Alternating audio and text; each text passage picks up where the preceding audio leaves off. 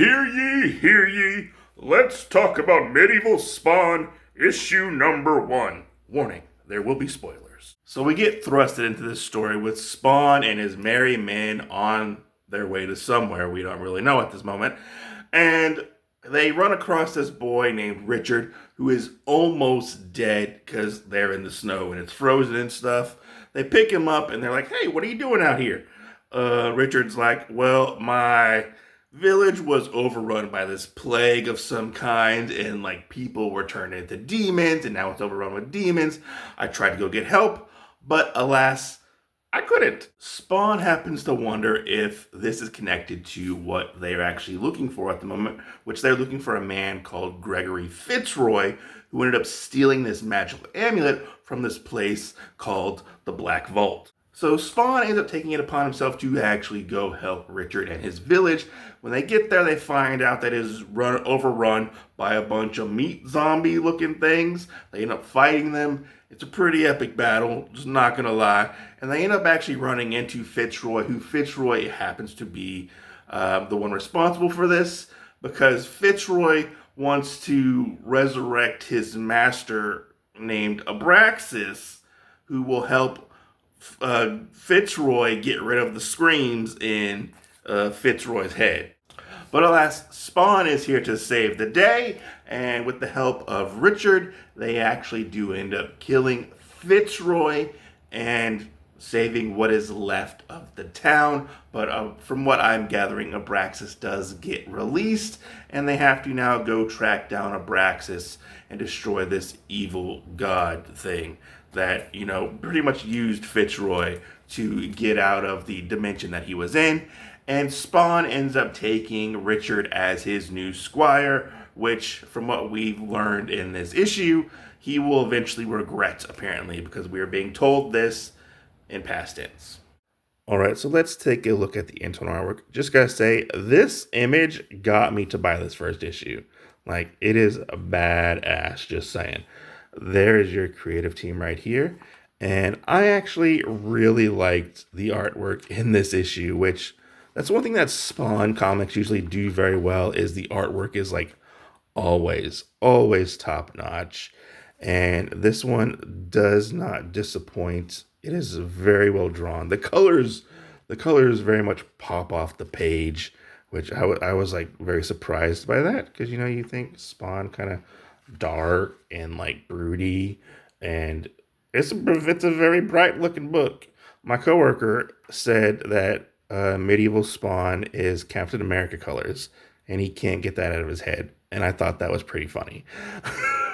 So now every time I see Medieval Spawn, I think Captain America. I don't know why. But yeah, no, very well done. The action's very well done in this, like all like horror-esque, you know, fantasy, sword and sorcery. I am all here for that. I think it's pretty cool. I love the artwork in this. I loved seeing all the monsters and stuff. It was so well done. This part, when we get to like this guy's sword, I was like, why does he have a meat sword? I don't think meat can beat Spawn's sword, but, you know, maybe the density is different. I don't know, but he ends up fighting with like this weird looking meat sword. But yeah, super amazing artwork, and I am here for it. So I have to say, for the most part, I did enjoy Medieval Spawn issue number 1. It was a fun, fast read. I don't know much about Medieval Spawn. I did read Spawn as a child in the 90s, and my only connection to this character is I had the action figure of him back in the 90s. Go look it up. It's actually a pretty funny looking figure. So going into this, I kind of went into this a little blind, and I haven't read Spawn in quite a while. It's been years since I've read Spawn. So I was like, what the hell? I'll give this a shot. I did enjoy it. I thought this was a pretty fast read and pretty fun and entertaining read. The action flowed very nicely. The story flowed very nicely. It definitely leaves you on the hook going forward. Just like what actually is going on with this Richard kid. And that's probably where the part I'm really interested in this is like what happens, because they're telling us in past tense, or Spawn is telling us this, that like he made a mistake in taking this kid Richard as his squire, and where it goes from here. I was kind of hoping, and maybe we'll get this later on in the next 3 issues, because this is a 4-issue series, more about how medieval Spawn, which I hate that name, medieval Spawn, it's kind of stupid. Spawn ends up getting the powers of Hellspawn and learning more about that, because he is kind of like a mysterious character within the Spawn universe. We don't know much about him, which I would love to know more about him in that aspect, because he doesn't even take off his helmet in this. We do find out his name is John, which that's kind of a basic name for a Spawn, I feel like. What's your name? My name's John. I don't know. I mean, that's just me.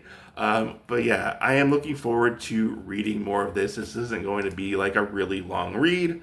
Maybe this will go into moving forward and we'll get more medieval Spawn. That would be cool. Just saying, because I do think this is a really cool time period to set a Spawn character in, because I know we have like Gunslinger Spawn and stuff like that.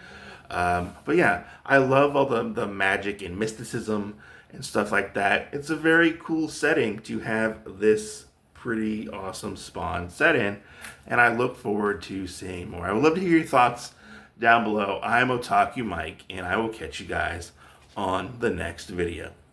Like, subscribe, comment down below.